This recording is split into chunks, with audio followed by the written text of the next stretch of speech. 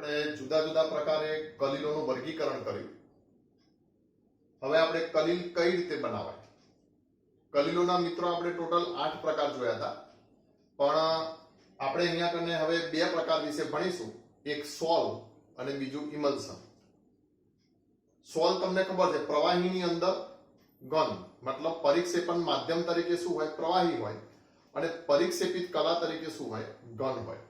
તો એવું જે કલીલ બનશે એને આપણે શું કહી દઈશું, સોલ્વ કહી દઈશું. બરાબર. તો એ સોલ્વ જે છે એ કેવી રીતે બને, સોલ્વની બનાવટ કઈ રીતે થાય, એની આપણે આજે ચર્ચા કરવાની છે. તો આપણા પુસ્તકની અંદર સોલ્વના બનાવટની કેટલીક પદ્ધતિ આપેલી છે, પણ મેં અહીંયા જે બનાવટની મોટાભાગની પદ્ધતિ જે છે કે જે તમારે બધા જ પ્રકારના અભ્યાસક્રમમાં આવે છે એનો મેં અહીંયા કને ચાર્ટ બનાવ્યો છે. જે પૈકીની અમુક આપણા પુસ્તકમાં છે, એટલે અમુક આપણે બુકના આધારે અમુક આપણે ભણીશું, બાકી બધી તમારે કોમ્પિટિટિવ એક્ઝામ માટે તૈયાર કરવાની. તો જુઓ, કલીલ સોલ્વની બનાવટ. તો આપણને ખબર છે સોલ્વ 2 પ્રકારના હોય છે, એક લાયોફિલિક અને બીજો લાયોફોબિક. લાયોફિલિક સોલ્વ જે છે મિત્રો, એ બનાવવા માટે કોઈ વિશેષ પદ્ધતિની જરૂર નથી હોતી. આપણે તફાવતમાં પણ એ જોયું હતું. કેમ? કારણ કે લાયોફિલિક સોલ્વમાં પરિક્ષેપણ માધ્યમ અને પરિક્ષેપિત કલા જે છે એ બંનેના કણો વચ્ચે શું હોય છે, આકર્ષણ હોય છે. હવે આકર્ષણ હોય એટલે બનાવવા માટે કોઈ ત્રીજા પદાર્થની જરૂર પડતી નથી, અથવા કોઈ વિશેષ પદ્ધતિની જરૂર પડતી નથી. એટલે અહીંયા આપણે લાયોફિલિક સોલ્વની બનાવટની કોઈ પદ્ધતિ નથી વિશેષ. અહીંયા આપણે શું કહી દઈશું, તે સીધા જ બનાવી શકાય.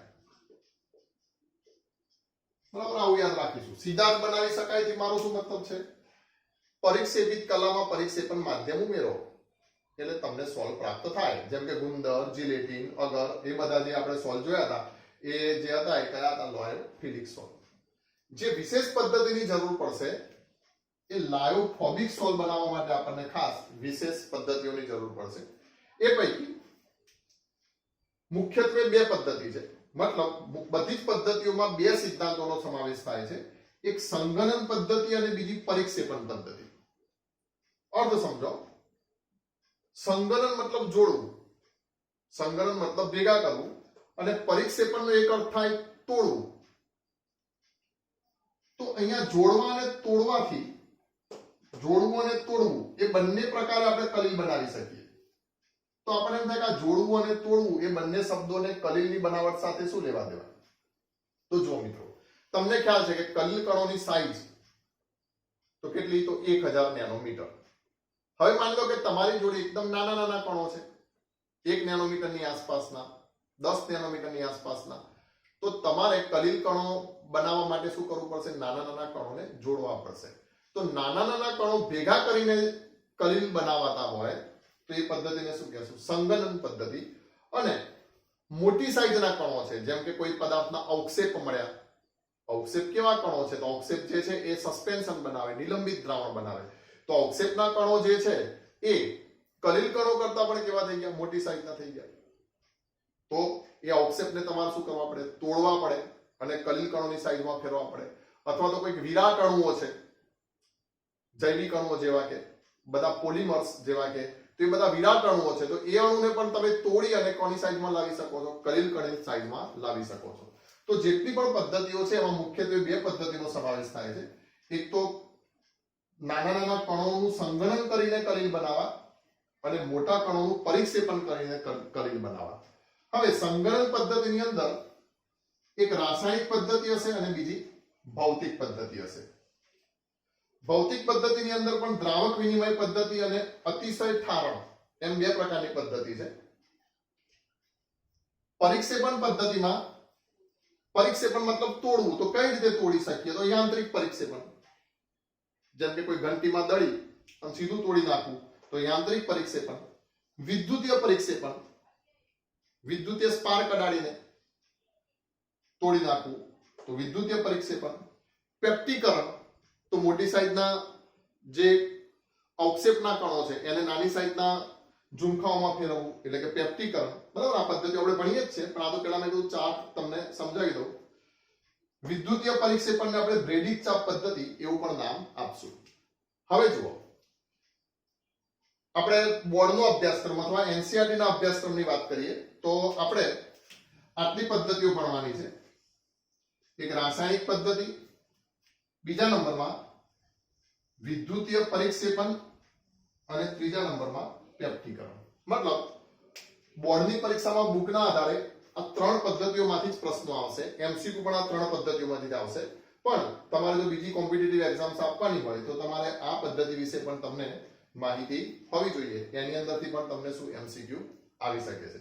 બરાબર? તો સૌથી પહેલા તમે આટલો ચાર્ટ ઉતારી લો, પછી આપણે જે બુકમાં જે એક પદ્ધતિ આપેલી છે એના વિશે ચર્ચા કરીએ.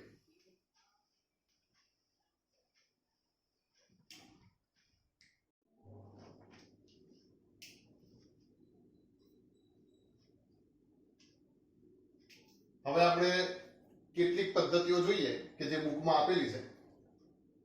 આ પહેલી જોઈશું રાસાયણિક પદ્ધતિ. હવે પહેલા તો તમારે છે ને રાસાયણિક પદ્ધતિ એમ બુકની અંદર તો સીધે સીધું આપી દીધું હશે, પણ તમારે ચાર્ટનો ખાસ ઉપયોગ કરવાનો કે રાસાયણિક પદ્ધતિ શેની અંદર આવતી હતી, તો એ સંગણન પદ્ધતિની અંદર આવતી હતી. મતલબ અહીંયા કને શું કરશે, રાસાયણિક પદ્ધતિમાં નાના નાના કણોનો સમુચ્ચય રચાશે. સંગણનથી કલિલ કેવી રીતે બનાવવાના, તો કે નાના નાના કણો ભેગા થઈ અને કલિલ કણની સાઈઝમાં ફેરવાય. તો ખાસ યાદ રાખવાનું, રાસાયણિક પદ્ધતિથી આપણે બહુઆણ્વીય કલિલ બનાવી શકીશું. બરાબર? બહુઆણ્વીય કલિલનો પ્રકાર હતો, યાદ છે ને, કે નાના નાના કણો ભેગા થઈને જે સમુચ્ચય રચીને કલિલ બનાવે એને આપણે શું કહેતા, બહુઆણ્વીય કલિલ. તો આ રાસાયણિક પદ્ધતિથી આપણે જે પણ કલિલ બનાવીશું એ બધા બહુઆણ્વીય કલિલ હશે. અને રાસાયણિક પ્રક્રિયાઓના પ્રકારો એમાં આપેલા હશે. જેમ કે એક રાસાયણિક પ્રક્રિયાનો પ્રકાર આપણે જાણીએ છીએ પહેલેથી જ કે દ્વિવિઘટન અથવા તો દ્વિવિસ્થાપન.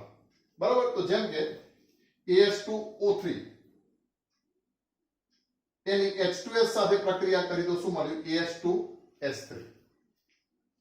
અને અહીંયા કને AS2S3 ના સોલ મળ્યા. આ સમીકરણ આવું કહે છે. પણ આનો મતલબ શું, તો આ જે ઓક્સિડેશન આંક જુઓ 3×6/2 એટલે +3.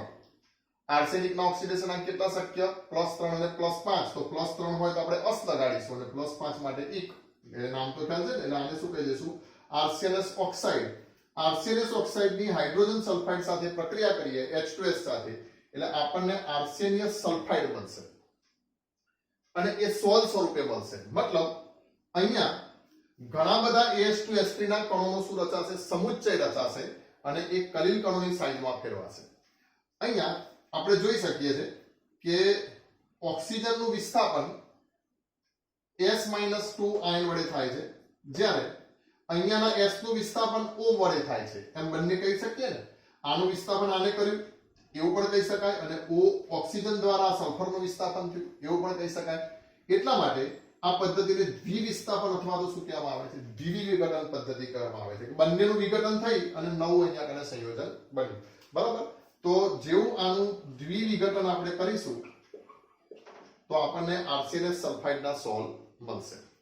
આપણે પરીક્ષાની દ્રષ્ટિએ તો આ સીધું યાદ જ રાખી લેવાનું છે. એમસીક્યુ આવી રીતે પૂછાશે કે ગોલ્ડના સોલ કઈ રીતે બને છે, આર્સેનસ સલ્ફાઇડના સોલ કઈ પદ્ધતિથી બને છે, તો આ પદ્ધતિનું નામ ખાલી આપણે યાદ રાખવાનું છે કે દ્વિવિઘટન. એ જ રીતે જુઓ, બીજી પદ્ધતિ જે છે એ છે ઓક્સિડેશન. SO2 અને H2S એમાંથી આપણે સલ્ફરના સોલ બનાવીશું. સલ્ફર સોલ મતલબ હજારો સલ્ફરના કણો એક સાથે સમુચ્ચય બનાવીને રહેશે, એટલે એનાથી જે રચાશે સલ્ફર સોલ અથવા તો સલ્ફર વિલય રચાશે. બરાબર?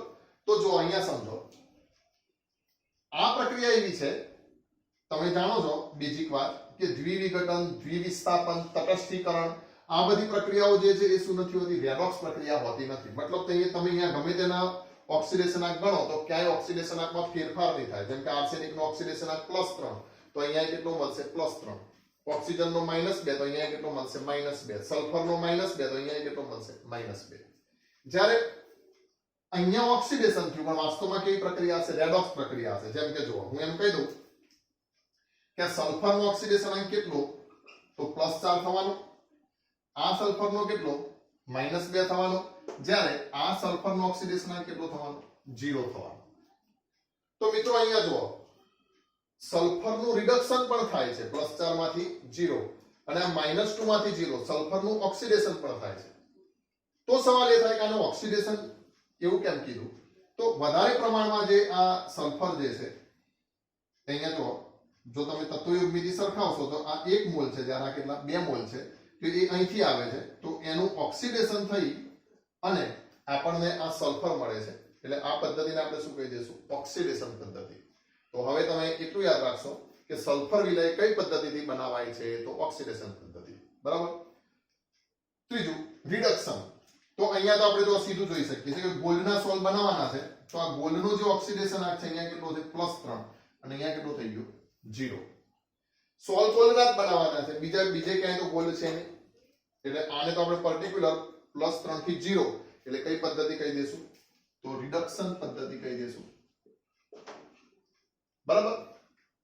બીજું હવે જુઓ, જેમ કે ફોર્માલ્ડિહાઇડ છે, તો ફોર્માલ્ડિહાઇડ નું ઓક્સિડેશન થઈને શું થશે? ફોર્મિક એસિડ બનશે. સ્વાભાવિક છે, એકનું રિડક્શન થાય તો આનું રિડક્શન થાય છે, કોના તરીકે બનશે? ઓક્સિડેશન કરતા તરીકે. તો અહીંયા આવી રીતે આપણે શું બનાવી શકીશું? Gold solve. અહીંયા આપણે એ જ વાત, સોનાના બધા નાના નાના કણો એક સમુચ્ચય બનાવીને રહેશે જે કલિલ કણોની સાઈઝમાં હશે. તો આવી રીતે દ્વિવિઘટન પદ્ધતિ દ્વારા આરસીએનએસ સલ્ફાઇડના સોલ્વ બને છે. યાદ રાખવાની વાત આટલી જ ખાલી. ઓક્સિડેશન પદ્ધતિ દ્વારા સલ્ફરના સોલ્વ બને છે, જ્યારે રિડક્શન પદ્ધતિ દ્વારા ગોલ્ડના સોલ્વ બને છે. હજી પણ એક પદ્ધતિ છે, હજી પણ છે, જળ વિભાજન. તો આપણે લખીએ નંબર 4, જળ વિભાજન. એમસીક્યુ માં ઘણી વખત આ પ્રશ્ન આવી ગયો છે કે ફેરિક હાઇડ્રોક્સાઇડના સોલ્વ કેવી રીતે બનાવી શકાય છે? તો જળ વિભાજન પદ્ધતિથી. તો જોજો, હવે ફેરિક ક્લોરાઇડ લઈ લઉં, FeCl3, એની પ્રક્રિયા હું H2O જોડે કરીશ, મતલબ એનું હાઇડ્રેશન અથવા તો શું થશે? જળ વિભાજન થશે, અને મને મળશે FeOH થ્રાઇસ અને વત્તા, હવે સમજો આ H2O છે તો H+ અને OH-, તો OH અહીં જતો રહ્યો, તો H+ જે છે એ કોના જોડે જોડાશે? Cl જોડે જોડાશે. પણ અહીંયા કેટલા Cl છે? 3 છે, એટલે અહીંયા શું લખી દઈશ? 3HCl. બીજું અહીંયા કણે મેં 3HCl લખી દીધા, તો 3OH અહીંયા કણે જતા રહે, તો અહીંયા શું લખી નાખું? 3H2O. તો આ સંતુલિત થઈ ગયું. તો આ જળ વિભાજન દ્વારા હું કોના સોલ્વ બનાવી શકું છું? ફેરિક હાઇડ્રોક્સાઇડના સોલ્વ બનાવી શકું છું. તો આ થઈ કલિલ સોલ્વ બનાવવાની રાસાયણિક પદ્ધતિની બુક આધારિત માહિતી. આપણે આટલું જ આમાં તૈયાર કરવાનું છે અને યાદ રાખી લેવાનું છે કે કયા સોલ્વ કઈ પદ્ધતિથી બને છે. બરાબર. તો રાસાયણિક પદ્ધતિ વિશે તમે નોંધી લો, પછી આપણે બીજી પદ્ધતિ જોઈએ.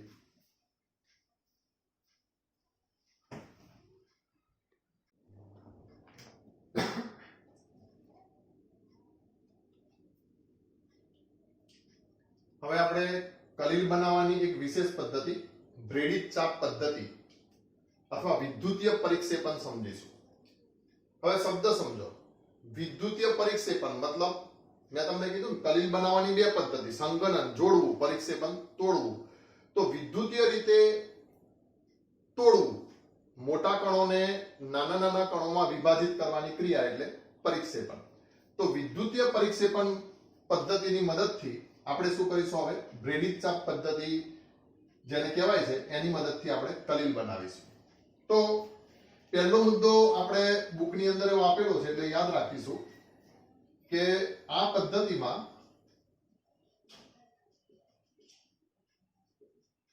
પરિક્ષેપણ અને સંગનન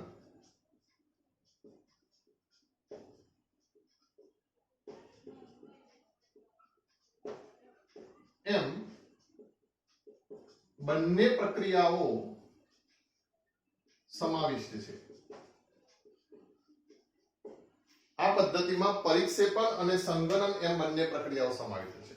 હવે ખ્યાલ આવે છે? જો બુકની અંદર પહેલું જ વાક્ય એવું આપી દીધું છે કે પરિક્ષેપણ અને સંગનન બંને પ્રક્રિયાઓ સમાવિષ્ટ છે, અને તમને પરિક્ષેપણ અને સંગનનની જ ખબર ના હોય તો આપણે કેવી રીતે આ વસ્તુ સમજી શકીએ? એટલા માટે મેં શું કર્યું હતું, તમને પહેલા આખો ચાર્ટ બનાવી આપ્યો હતો. એટલે ચાર્ટ તમે ખાસ યાદ રાખજો. એવું નહીં કે બુકમાં નથી એટલે આપણે એને તૈયાર નહીં કરીએ. તો જુઓ, આ પદ્ધતિમાં પરિક્ષેપણ અને સંગનન બંને સમાવિષ્ટ છે. બીજું, એમસીક્યુ માટે આપણે ખાસ યાદ રાખીશું કે આ પદ્ધતિથી ધાતુના સોલ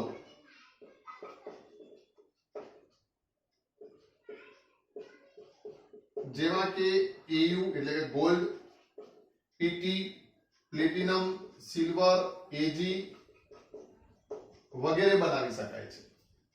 બરાબર. તો બુકની આ બે લીટીઓ પરથી આપણને એટલી તો ખબર પડે કે પદ્ધતિ ધાતુના સોલ બનાવવા માટેની છે. હવે આપણે જોઈએ કે એ પદ્ધતિ કેવી રીતે કામ કરે છે અથવા પદ્ધતિમાં કઈ પ્રક્રિયાનો સમાવેશ થાય છે. તો માની લો કે મારે ગોલ્ડ સોલ બનાવવાના છે, સોનાના કલી. તો ગોલ્ડ જે છે એ પરિક્ષેપિત કલા બનશે અને મારે સોનાના કલી પાણીની અંદર બનાવવા છે. તો પાણી જે છે શું બની જશે? પરિક્ષેપણ માધ્યમ. તો સમજો એક પાત્રની અંદર હું પરિક્ષેપણ માધ્યમ, બરાબર, આપણા કિસ્સામાં શું લઈ લઈશ? પાણી લઈ લઈશ, કારણ કે મારે પાણીની અંદર ગોલ્ડના સોલ બનાવવા છે. આપણને ખબર છે મિત્રો, એમ કઈ ગોલ્ડ કઈ સીધું કઈ પાણીમાં તરતું નથી. પણ હવે આ પદ્ધતિમાં મારે ગોલ્ડ સોલ બનાવવા હોય, મતલબ કલીલ સ્થાયી બનાવવું હોય, તો શું કરીશ? તો સૌથી પહેલા હું આ ગોલ્ડના બે સળિયા લઈશ. મતલબ સમજો, જેના કલીલ બનાવવાના છે એના બે સળિયા લેવાના. અહીંયા કને હું એમ કહી દઈશ, આ ગોલ્ડનો સળિયો અહીંયા લીધો. ટૂંકમાં પ્લેટિનમના સોલ બનાવવા હોય તો પ્લેટિનમના સળિયા લઈ લો. હવે આ બંનેને એક હેવી બેટરી સાથે આપણે જોડી દઈશું કે જે બહુ ઊંચું વોલ્ટેજ આપતી હોય, અને પછી એ બંનેને અથડાવી, આ બંને સળિયા અથડાવાના. પણ શેમાં અથડાવાના? પાણીની અંદર જ અથડાવાના. તો પાણીની અંદર અથડાવી અને આપણે સ્પાર્ક ઉત્પન્ન કરીશું. બરાબર, જેને કહેશું આર્ક. ચાપ, ચાપ માટે આપણે શું કહીએ છીએ? આર્ક. તો વિદ્યુતીય આર્ક ઉત્પન્ન કરીશું મિત્રો. ચાપનો પણ અર્થ એવો જ થાય, કોઈ પણ વસ્તુને એવી રીતે અથડાવવું કે તીવ્ર ગરમી ઉત્પન્ન થાય. કોઈ પણ વસ્તુને એવી રીતે અથડાવવું કે તીવ્ર ગરમી ઉત્પન્ન થાય, એને એમ કહેવાય કે ચાપ આપ્યો. આપણે દેશી ભાષામાં નથી કહેતા દિવાસળી ચોંપી દીધી. તો ચોંપી દીધી એટલે શું? એવી રીતે અડાડી કે ગરમી ઉત્પન્ન થઈ ગઈ. ખબર પડી? એટલે આપણે એવું બોલીએ કે દિવાસળી ચોંપી દીધી. તો ચાપનો મતલબ જ છે કે વસ્તુને અથડાવી એવી રીતે કે તીવ્ર ગરમી ઉત્પન્ન થાય. તો અહીંયા કને સ્વાભાવિક છે, અહીંયા બેટરી જોડેલી છે. બેટરી આપણે ઊંચા વોલ્ટેજ વાળી જોડીશું. તો અહીંયા પાણીની અંદર આ ગોલ્ડના સળિયાને જેવો અડાડીશું તો અહીંયા કને વિદ્યુતીય આર્ક ઉત્પન્ન થશે, ચાપ ઉત્પન્ન થશે, જેનાથી આનું તાપમાન એકદમ ઊંચું જશે. ગોલ્ડના સળિયાનું તાપમાન ઊંચું જશે એટલે ઊંચા તાપમાનને કારણે એ સીધા બાષ્પમાં ફેરવાશે. આ જે છે આ ગોલ્ડના કણો શેમાં ફેરવાશે? બાષ્પમાં ફેરવાશે. હવે ધ્યાન રાખો, આપણે મૂક્યા છે તો પાણીમાં, પણ માની લો કે બાષ્પમાં ફેરવાય અને બહાર ઉડી જાય તો આપણા હાથમાં કશું જ ના આવે. તો એના માટે શું કરવું પડશે? આપણે બાષ્પ જલ્દીથી ઠંડી થઈ અને નીચે જ રહે એવું કાંઈક કરવું પડશે. ગરમ થયા પછી બાષ્પ શું થવી જોઈએ? જલ્દીથી ઠંડી થઈ જવી જોઈએ. એટલા માટે આપણે આખું જે પાત્ર જે છે એને એક બરફ કુંડમાં મૂકીશું. એટલે માની લો કે અહીંયા કને આ પાત્ર જે છે ને એક બીજા મોટા પાત્રમાં મૂકી દીધું. એ મોટા પાત્રમાં મેં શું ભરી દીધું મિત્રો? બરફ ભરી દીધું. ખ્યાલ આવે છે વાત? તો આ બરફના લીધે શું થશે? તે અહીંયા જે બાષ્પ બની એ જલ્દીથી ઠરી જશે. તો ચલો, એક પ્રોબ્લેમનું તો સોલ્યુશન આવ્યું કે આપણે ગોલ્ડના કલીલ જોઈએ છે તો બાષ્પીભવન થઈને ઉડી ના જાય એના માટે આપણે બરફ મૂકી દીધા. હવે બીજો પ્રોબ્લેમ બુકમાં નથી એટલે ધ્યાનથી સાંભળજો. બીજો પ્રોબ્લેમ શું? માની લો કે આ બધા કલીલના કણો એ પાણીમાં પડે છે, પણ જો આ ભૂકો પાછો ધીમે ધીમે ભેગો થઈ જાય તો સોલ્ટ સ્ટેબલ ના થાય. એ ભૂકો શું થશે? પછી સીધો નીચે બેસી જશે. ખ્યાલ આવે છે ને? અહીંયા મેં ગોલ્ડનો ભૂકો બન્યો, બાષ્પ કણોનો ભૂકો બન્યો, પણ એ બાષ્પ કણો જો ભેગા થઈ જાય તો સાઈઝ મોટી થતી જાય ધીમે અને એ ક્યાંક નીચે ઠરી જાય. તો બાષ્પ કણો ભેગા ના થઈ જાય એના માટે મારે એક સ્ટેબિલાઇઝર નાખવું પડશે, સ્થાયીકારક. યાદ કરો, આપણે જ્યારે તફાવત ભણ્યા હતા લાયોફોબિક અને લાયોફિલિક કલીલ, ત્યારે મેં લાયોફોબિક કલીલમાં એક તફાવત એવો કીધો હતો કે લાયોફોબિક કલીલ બનાવવા માટે હંમેશા ત્રીજો પદાર્થ એટલે કે સ્થાયીકારક ઉમેરવો પડે છે કે જે કલીલને શું રાખે છે? સ્થાયી કરે છે. તો આ કિસ્સામાં આપણે એક સ્થાયીકારકનો ઉપયોગ કરીશું. એ સ્થાયીકારક છે પોટેશિયમ હાઇડ્રોક્સાઇડ. પોટેશિયમ હાઇડ્રોક્સાઇડ ખૂબ સારા સ્થાયીકારક તરીકે વર્તે છે મિત્રો. બુકની અંદર એ માહિતી નથી, પણ છતાંય નીટની એક્ઝામમાં આ પ્રશ્ન આ પ્રકારનો પૂછાઈ ગયેલ છે, એટલે આપણે અહીંયા કને ધ્યાન રાખીશું કે આમાં સ્ટેબિલાઇઝર તરીકે કોનો ઉપયોગ થઈ શકે. એમ તો NaOH KOH નો પણ ઉપયોગ, પણ અહીંયા જનરલી આપણે કોનો ઉપયોગ કરીશું? KOH નો. તો થશે શું? જો માની લો કે આ ગોલ્ડના કણ આવી રીતે મને છૂટા છૂટા મળ્યા છે, તો એ કણ ભેગા નથી થવા દેવા આપણે. જો ભેગા થઈ જાય તો મોટા થઈને પાછા નીચે બેસી જાય. તો સમજો આ KOH શું કરશે? આ ગોલ્ડનો કણ છે, તો ગોલ્ડના કણની આજુબાજુ આ હાઇડ્રોક્સાઇડ આયન જે છે એના કણો આજુબાજુ એક આવરણ બનાવી દેશે. મતલબ ગોલ્ડના કણ ઉપર આ OH- જે છે, માની લો કે આ AU છે અને આ OH-. OH- ના નાના નાના આયનો જે છે એનું અધિશોષણ થશે, મતલબ એ અહીંયા કને ચીપકી જશે. તો એનાથી શું થશે? તો અહીંયા કને એક વીજભાર ઉત્પન્ન થશે. કયો વીજભાર? ઋણ વીજભાર. હવે સમજો આના ઉપર ઋણ વીજભાર છે અને આ બીજો પણ ગોલ્ડનો કણ છે કે જેની આજુબાજુ પણ શું છે? આવા OH- જે છે એ આવી ગયા છે, એટલે એની ઉપર પણ કયો વીજભાર ઉત્પન્ન થઈ ગયો? ઋણ વીજભાર. તો બંને ઉપર ઋણ વીજભાર છે. હવે તમે જાણો છો સમાન વીજભાર વચ્ચે શું થાય? અપાકર્ષણ થાય ને, એટલે એ કણો એકબીજાની નજીક નહીં આવી શકે, પણ કેવા રહેશે? દૂર દૂર રહેશે. અને દૂર દૂર રહેશે એટલે કલિલ કણોની સાઈઝમાં રહેશે, નિલંબિત કણોની સાઈઝમાં આવશે નહીં. તો કલિલ કણોની સાઈઝમાં રહેશે અને આપણું સોલ કેવું બનશે? સ્થાયી બનશે. બરાબર? તો આ એક પદ્ધતિ, બ્રેડિક ચાપ પદ્ધતિ. તમારે થિયરિકલી લખવું હોય તો બિલકુલ હું બોલ્યો એને તમારે શબ્દોમાં ફેરવાના છે. પહેલા મુદ્દામાં શું લખશો? આ પદ્ધતિમાં પરિક્ષેપણ અને સંગરણ એમ બંને પ્રક્રિયાઓ સમાવિષ્ટ છે. પછી ખાસ તો આ ઉદાહરણનો જ એક માર્ક છે. ખાસ તો આ પદ્ધતિથી ધાતુના સોલ જેવા કે AU PT AG વગેરે બનાવી શકાય છે. MCQ માં પણ આને ખાસ યાદ રાખજો. પછી પદ્ધતિ કહી દઈશું. તો આ પદ્ધતિમાં જ્યાંના કલિલ બનાવવાના હોય એ ધાતુના સળિયા જોડે બેટરી જોડી અને તેને પરિક્ષેપણ માધ્યમમાં આર્ક આપવામાં આવે છે. પરિક્ષેપણ માધ્યમમાં ચાપ લગાડવામાં આવે છે અથવા તો વિદ્યુતીય ચાપ લગાડવામાં આવે છે. વિદ્યુતીય ચાપને લીધે ગરમી ઉત્પન્ન થાય છે અને આ નાના નાના કણોમાં ધાતુના સળિયાના કણો નાના નાના કણોમાં ફેરવાઈ જાય છે, જેનું બાષ્પીભવન થાય છે. પણ બરફના પાત્રમાં પાત્ર મૂકી દેવામાં આવે છે, જેના કારણે એ બાષ્પનું સીધું ઠારણ થઈ અને અહીંયા કલિલ બને છે. હવે બુકમાં એટલું જ આપ્યું છે કલિલ બને છે, એટલે આપણે એટલું જ લખીશું. પણ વધારાનું અહીંયા આપણે આટલું યાદ રાખશું કે KOH સ્ટેબિલાઇઝર તરીકે એની અંદર નાખવામાં આવે છે કે જેથી પાછા એ ગોલ્ડના કણો શું ભેગા થઈ જાય નહીં. બરાબર? તો થિયરી માટે આ અગત્યનો પ્રશ્ન છે, દરેક વિદ્યાર્થીએ તૈયાર કરવાનો. આટલું તમે માહિતી નોંધી લો.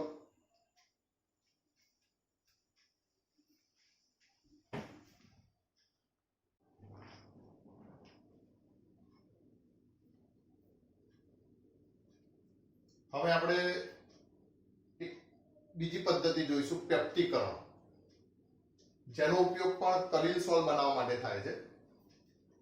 અને આપણા ચાર્ટના આધારે જોઈએ તો એનો સમાવેશ પરિક્ષેપણ પદ્ધતિમાં થશે.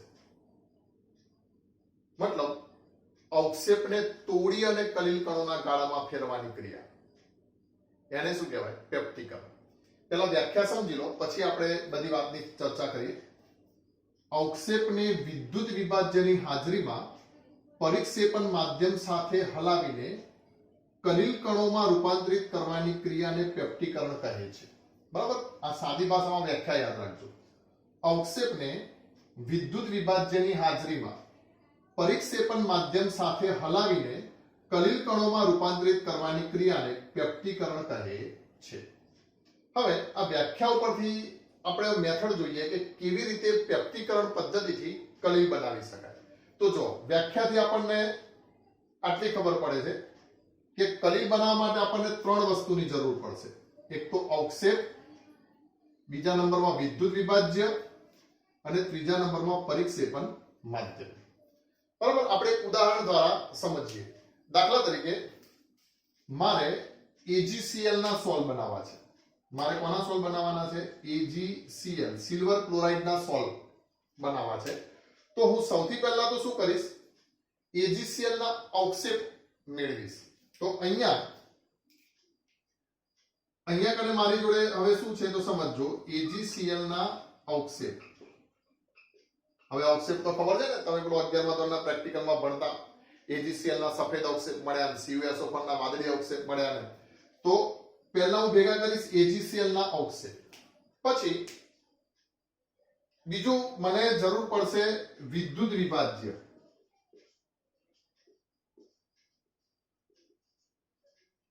તો અહીંયા બીજા એક પાત્રમાં હું દર્શાવું છું કે અહીંયા લઉં છું વિદ્યુત વિભાજ્ય. ત્રીજા નંબરમાં મને જરૂર પડશે પરિક્ષેપણ માધ્યમ. તો આમાં લઈ લઉં છું પરિક્ષેપણ માધ્યમ. પરિક્ષેપણ માધ્યમ તરીકે હું પાણી જ લઉં છું, બરાબર. મતલબ પાણીમાં મને AgCl ના કલીલ જોઈએ છે. હવે ધ્યાન રાખજો, જેમ કે અહીંયા પરિક્ષેપણ માધ્યમ તરીકે શું છે? પાણી છે. તો હવે આ ત્રણ વસ્તુમાંથી મારે બનાવવા છે કલીલ. કોના? AgCl ના. બરાબર. ઉદાહરણ બુકની અંદર નથી, પણ સમજો, આ તો તમને સમજાય કે એક આપણે ઉદાહરણથી સમજીએ છે. તો હવે હું શું કરીશ, તો એક ટેસ્ટ ટ્યુબની અંદર આ ત્રણ વસ્તુ લઈ લઈશ. પરિક્ષેપણ માધ્યમ, વિદ્યુત વિભાજ્ય, એ બંને આની અંદર ભરી દઈશ. જેમ કે વિદ્યુત વિભાજ્ય મેં આની અંદર ને પરિક્ષેપણ માધ્યમ આની અંદર ભરી દીધો છે. હવે સમજો,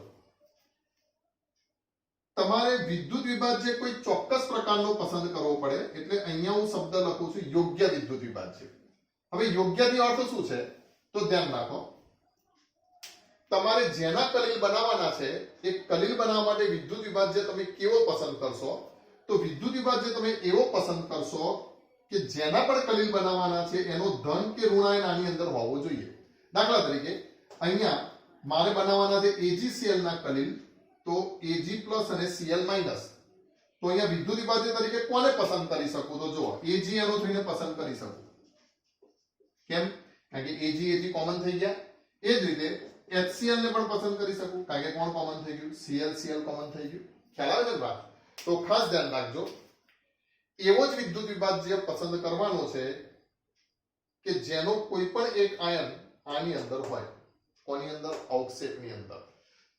યાદ રાખજો મિત્રો, આ બધી બાબતો બુકમાં બિલકુલ થોડીક જ માહિતી આપેલી છે, પણ તમારે જો બધી પરીક્ષાઓ આપવી હોય તો તમારે આ બધું ખાસ ધ્યાન રાખવું પડશે. એટલે એને નિગ્લેક્ટ ના કરતા મહેરબાની કરીને.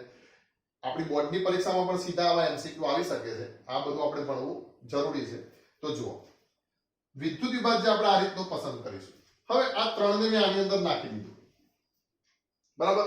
તો અહીંયા કને હવે દાખલા તરીકે બે વસ્તુ અહીંયા કને ભેગી થઈ ગઈ. આ તો બધું પાણી જ છે, સમજો. પરિક્ષેપણ માધ્યમ પાણી તો ખરું.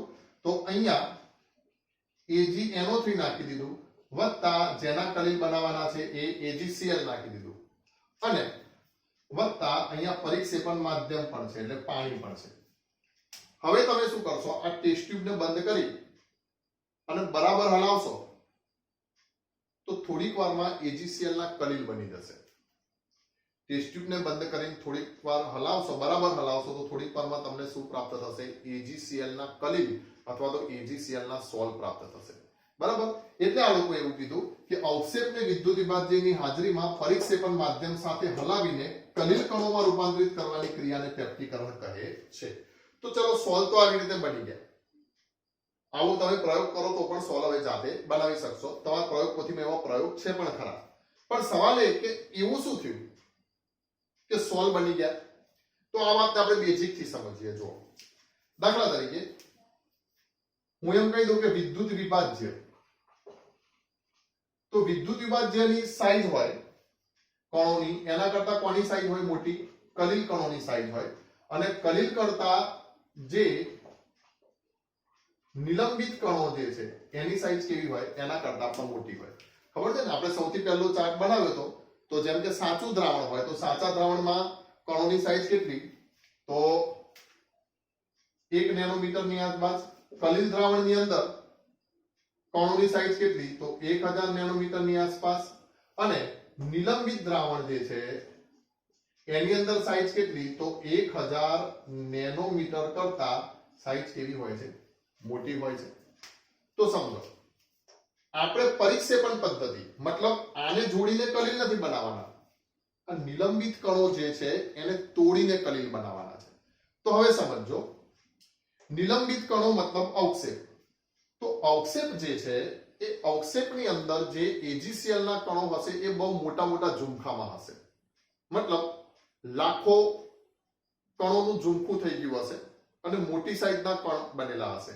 એટલા માટે એના અવક્ષેપ બન્યા હશે, કારણ કે બહુ મોટી સાઈઝના કણો બની ગયા એટલે દ્રાવણમાં સ્થાયી નહીં રહે, પણ ક્યાં બેસી જશે? નીચે બેસી જશે.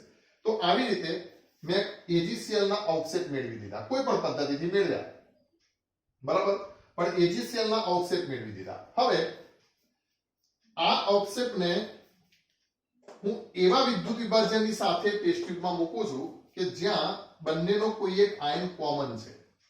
એટલે હવે શું થશે સમજો. તો માની લો કે આ વસ્તુ મારે એક મોટા પાત્રમાં બતાવી હોય તો હું આવી રીતે બતાવીશ. તો સમજો, જેમ કે આ AgCl ના કણો છે, આ જે કણો જે છે કોના છે મિત્રો? AgCl ના કણો છે. જેમ કે હું લખી દઉં AgCl, આ AgCl ના કણો છે. તો હવે AgCl ના કણોની જોડે વિદ્યુત વિભાજ્ય તરીકે મેં શું લીધું છે? AgNO3 લીધું છે. તો હંમેશા યાદ રાખવાનું કે કલીલ કણોમાં જે સમાન આયનો હશે એનું એ અધિશોષણ કરી લેશે. તો આ AgCl જે છે એની આજુબાજુ કોમન આયન કયો છે? અહીંયા Ag+, તો એની આજુબાજુ અહીંયા Ag+ જમા થઈ જશે. Ag+, Ag+, Ag+. તો એનાથી શું થશે? આ બધા જ જે AgCl ના કણો છે એની આજુબાજુ કયો વીજભાર ઉત્પન્ન થશે મિત્રો? ધન વીજભાર ઉત્પન્ન થશે. તો ધન વીજભારના કારણે એક તો એ એકબીજા સાથે ભેગા નહીં થઈ શકે, અને બીજું માન લો કે એક AgCl નથી પણ લાખો કણો છે AgCl ના, તો આમની વચ્ચે પણ શું થવાનું? અપાકર્ષણ થવાનું. આમની વચ્ચે પણ શું થશે? ધન વીજભાર ઉત્પન્ન થવાના કારણે અપાકર્ષણ થશે. એ અપાકર્ષણના કારણે આ નાના નાના ઝુમખામાં વેચાઈ જશે. માની લો કે હું એમ કહી દઉં, આને આપણે હવે મોટું કરીને બતાવી દઈએ. જેમ કે આ છે આ AgCl, ધ્યાન રાખજો, આ છે આ AgCl, એમાં Ag+ ના ધન વીજભાર ઉદ્ભવી ગયા છે. Ag+ નું શું કરી નાખ્યું છે? આ AgCl ના કણોએ અધિશોષણ કર્યું છે, જેના કારણે આ ધન વીજભાર ઉદ્ભવ્યા છે. હવે સમજો, આ જે કણો છે એ ઘણા ઝુમખા છે, લાખો કણોનું ઝુમખું છે. આ લાખો કણોનું ઝુમખું છે, પણ અહીંયા અપાકર્ષણ થશે તો આ જે છે એ આવા નાના નાના કણોના ઝુમખામાં ફેરવાઈ જશે. નાના નાના કણોના ઝુમખા મતલબ હજારો કણોના ઝુમખા બનશે, અને આ જે હજારો કણોના ઝુમખા હશે એ કઈ સાઈઝમાં હશે? કલીલ કણોની સાઈઝમાં હશે. ઓલરાઈટ. તો આવા ધન વીજભારમાં અધિશોષણ કરે છે, જેના કારણે આ મોટા મોટા ઝુમખા જે છે એ અપાકર્ષણ પામી અને નાના નાના ઝુમખાઓમાં ફેરવાઈ જાય છે. અને નાના નાના ઝુમખાઓ મતલબ કલીલ કણોની સાઈઝમાં, મતલબ 1000 નેનોમીટર કરતા મોટી સાઈઝના કણો એ હવે કઈ સાઈઝમાં આવી જશે? 1000 નેનોમીટરની સાઈઝમાં આવી જશે. એટલે મને શું મળશે? એનું કલીલ મળશે.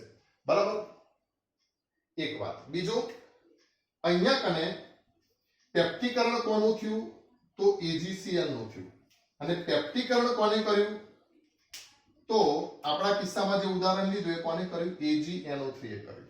તો AgNO3 ને આપણે કહેશું પેપ્ટીકરણ કરતા અથવા પેપ્ટિડાઇઝિંગ એજન્ટ, મતલબ જે પેપ્ટીકરણ કરે છે તે. તો પેપ્ટીકરણ કરતા તરીકે AgNO3 પણ લઈ શકો અને HCl પણ તમે લઈ શકો. માની લો કે તમે અહીંયા Ag+ ની જગ્યાએ શું, AgNO3 ની જગ્યાએ શું લીધું હોત? HCl લીધું હોત, તો શું થાત? અહીંયા ઋણ વીજભાર ઉત્પન્ન થાત. તો આ Cl કોમન છે ને, એટલે આ કોનું અધિશોષણ કરત? Cl- નું અધિશોષણ કરત. તો પણ ઘટના જ થવાની હતી. પછી તૂટીને શું થાત? નાના નાના કલીલ કણોમાં ફેરવાઈ જાત. બરાબર. તો હવે જો આપણે એને પરીક્ષામાં લખીશું કઈ રીતે? તો પહેલા તમને પૂછશે 2 માર્કની અંદર કે 3 માર્કમાં કે પેપ્ટીકરણ સમજાવો. જનરલી 2 માર્કમાં જ પૂછાશે, કારણ કે બુકમાં આટલી બધી ડિટેલ છે નહીં.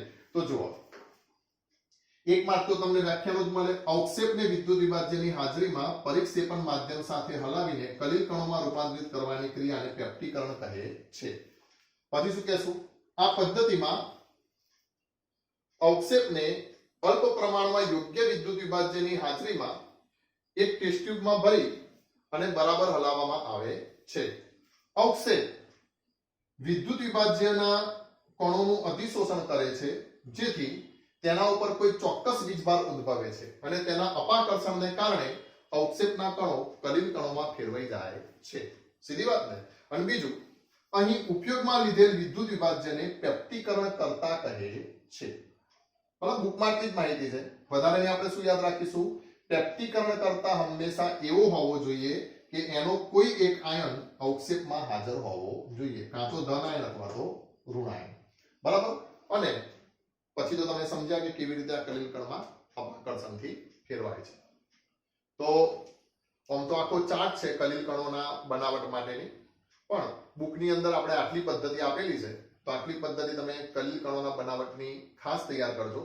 એમાં જે રાસાયણિક પદ્ધતિ જોઈ એ મિત્રો તમને MCQ માં પૂછાશે, જ્યારે બ્રેડિક ચાપ પદ્ધતિ અને પેપ્ટીકરણ પદ્ધતિ એ તમારે થિયરિકલી પણ તૈયાર કરવાની રહેશે અને એમાંથી MCQ પણ આવી શકશે.